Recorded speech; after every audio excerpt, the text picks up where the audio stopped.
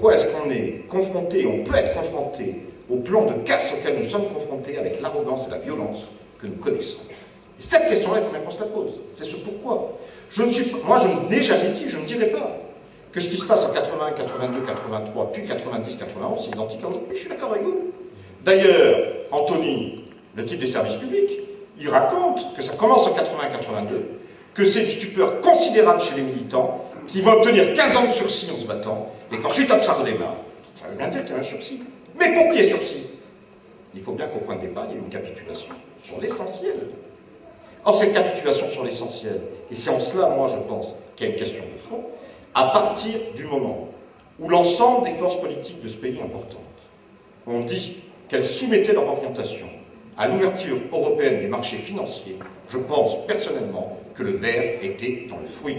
À un point tel d'ailleurs, que pour revenir à l'affaire du référendum d'initiative populaire, enfin vous vous rendez compte de ce qu'on a eu comme référendum dans ce pays? On en a eu un fantastique dont il faut reparler. Le 29 mai 2005 quand même.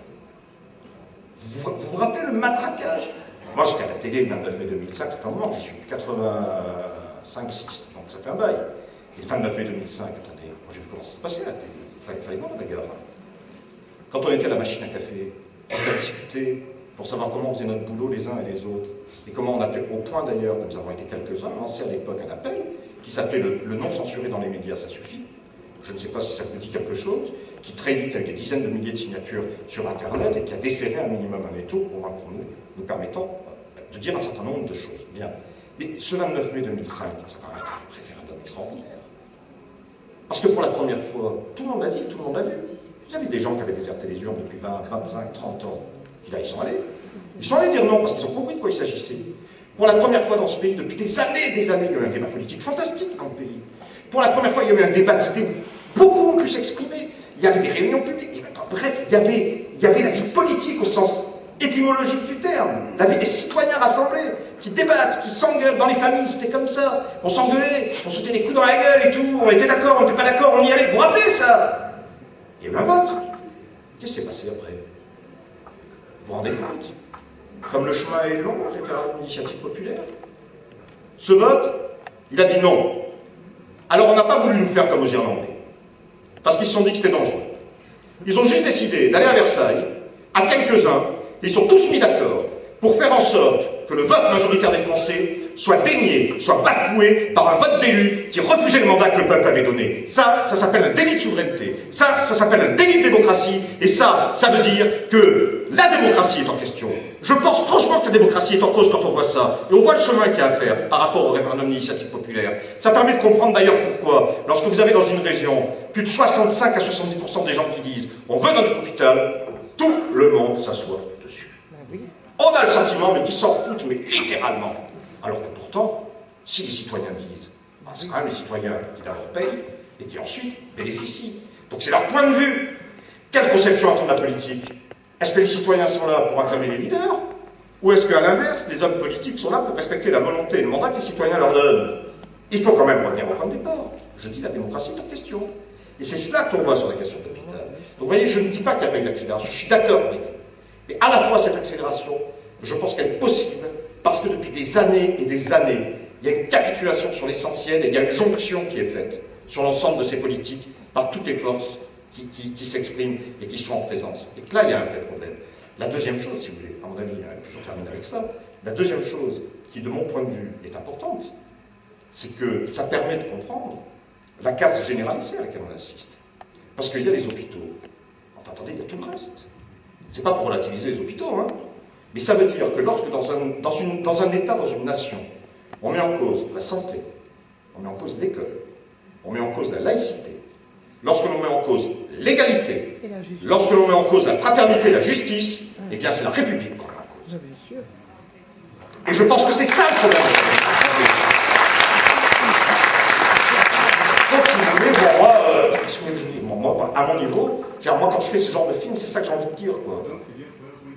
Ah oui, ah, ça vous avez raison, je pense que c'est bien un point de politique qui est posé et qui est loin d'être résolu, c'est la question.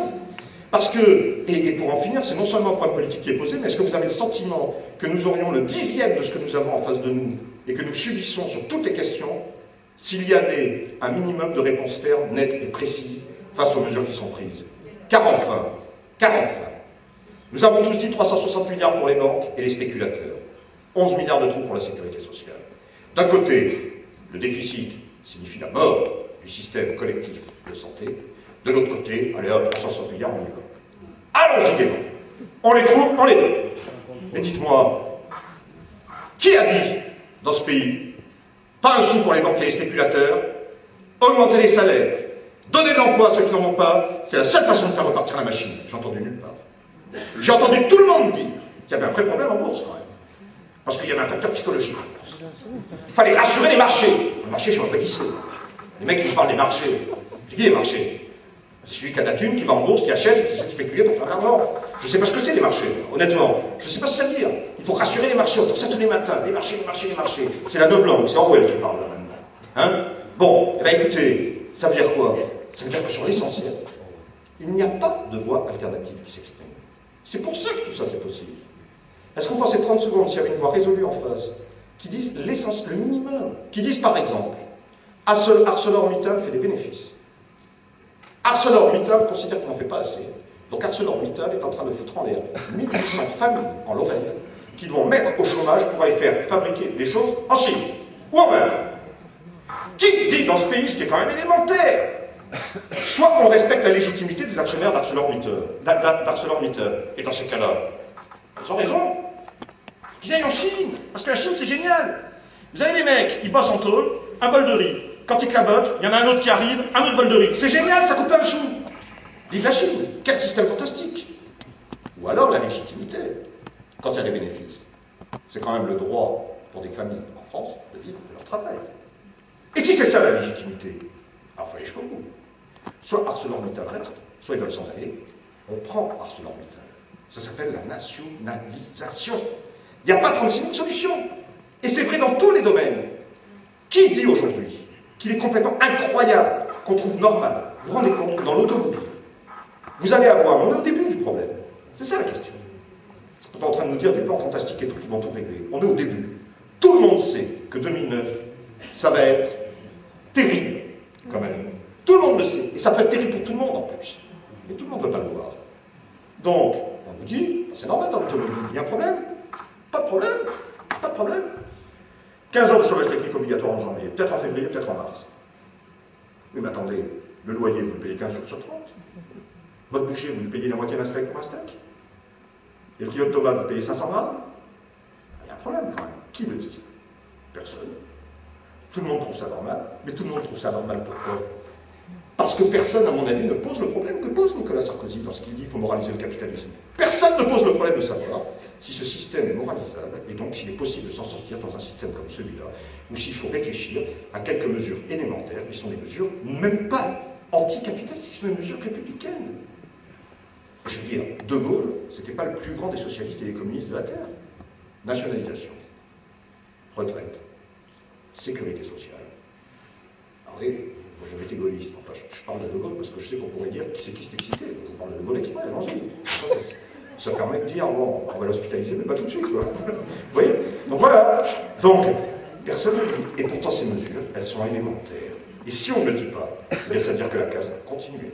Parce que vous savez, et j'en termine par ça, lorsque Sarkozy dit qu'il va sortir un plan de 24 à 25 milliards demain pour sauver, dit-il, l'économie, il rajoute, les déficits vont être creusés, puis il continue. Mais ils seront comblés. Vous savez ce que ça veut dire pour combler les déficits? Le salaire, le temps de travail, les services publics. C'est ça le programme. C'est ça qu'on nous annonce aujourd'hui. Voilà. Donc, c'est démoralisant, mais mieux vaut le savoir, pour savoir à quoi on est confronté, et où la bagarre va se mener. Application.